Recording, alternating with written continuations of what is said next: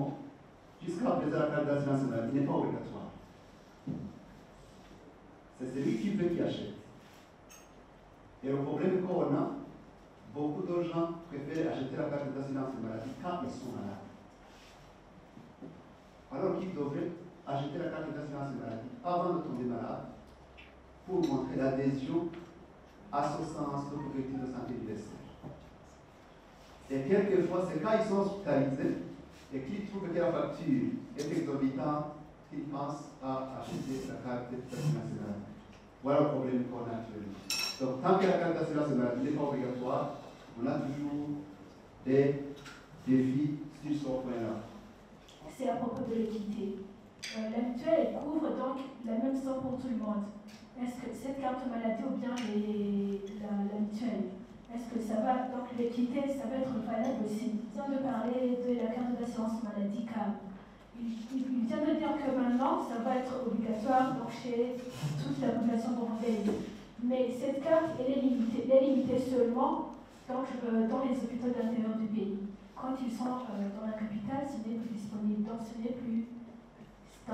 pas valable. Alors, est-ce que aussi ils vont rendre la carte d'assurance maladie valable dans tous les hôpitaux du pays? En ce qui concerne l'étendue de la CAM, normalement, la CAM, c'est dans tous les hôpitaux du pays, à partir de première référence jusqu'à troisième référence. Ce qu'on demande tout simplement, c'est respecter le circuit. Ce qu'on demande, c'est respecter le circuit. Quand on amène la CAM au niveau de l'hôpital de troisième référence et envoyé par l'hôpital de première référence, la CAM marche très bien. Mais si toutes les personnes qui ont la CAM viennent au niveau de l'hôpital de troisième référence sans respecter le circuit, là, il y aura un problème. Il faut canaliser, puisque chaque hôpital, chaque niveau d'hôpital, il a ses missions. Il a ses missions. Donc, voilà.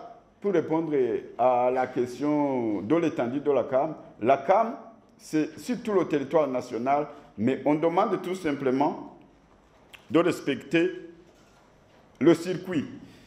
Et le gouvernement aussi doit encourager la création des mutuelles communautaires. Donc pour la CAM, pour la ville de Bujumbura, je sais que c'est un problème, vous faites souvent référence à ça, mais la CAM, comme je le dis, il a parlé des paliers. La CAM fonctionne comment? Je voudrais que nous puissions renforcer pour que vous puissiez comprendre. La personne qui a la CAM commence par le centre de santé le plus proche. Quand au niveau du centre de santé, l'infirmière trouve que la personne a besoin d'une référence, donne une note de référence, il va à l'hôpital de district. Et à l'hôpital de district, si le médecin trouve que la personne a besoin de soins spécialisés, il lui donne une note de référence à l'hôpital de troisième référence ou de deuxième référence. À ce moment-là, la CAM fonctionne et la personne paye 20% et le gouvernement 80%. Ce qu'il a dit, il faut vraiment que nous puissions comprendre bien.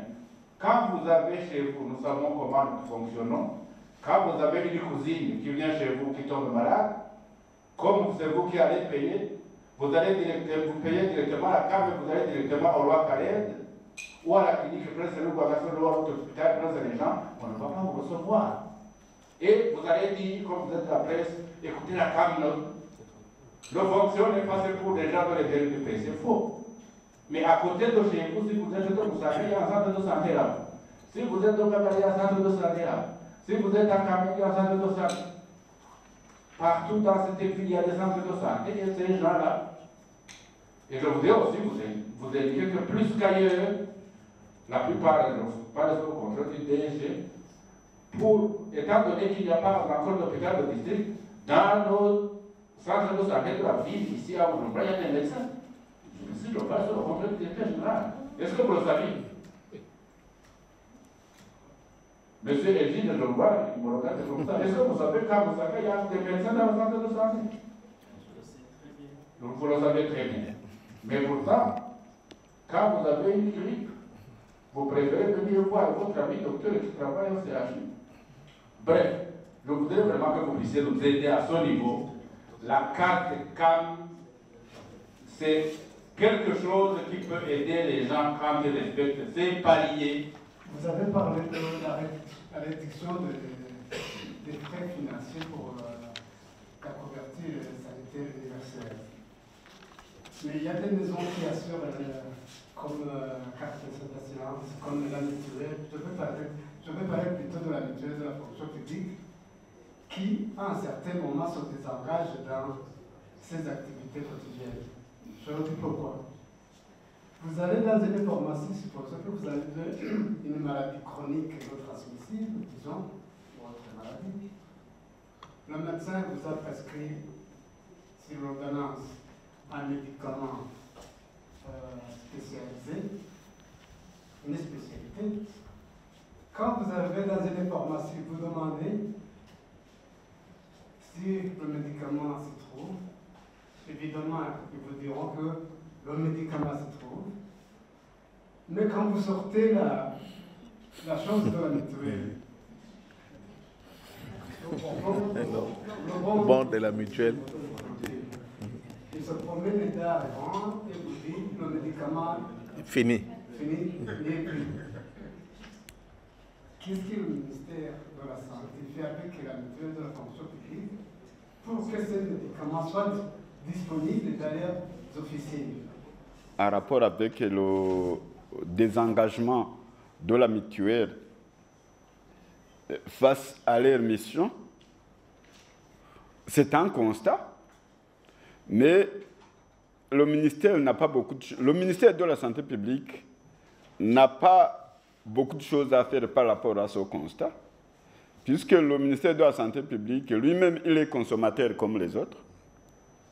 La mutuelle de la fonction publique ne relève pas du ministère de la Santé publique. Ce que le ministère de la Santé publique peut faire, c'est seulement le plaidoyer.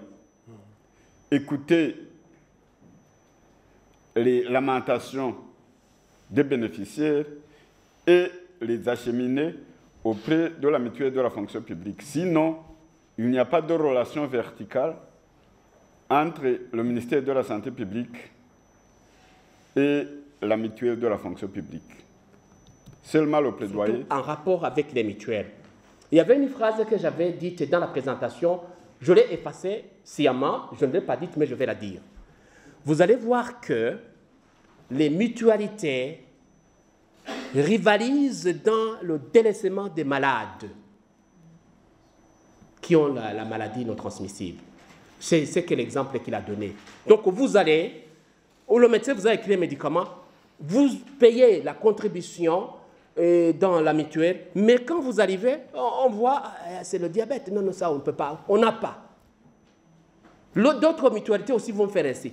Alors, il faut des mesures solides dans le pays, et je vous assure qu'en rendant, n'office qu'en rendant la CAM ou les mutuelles obligatoires, les gens vont, donc les fonds vont être disponibles, on va prendre en charge ces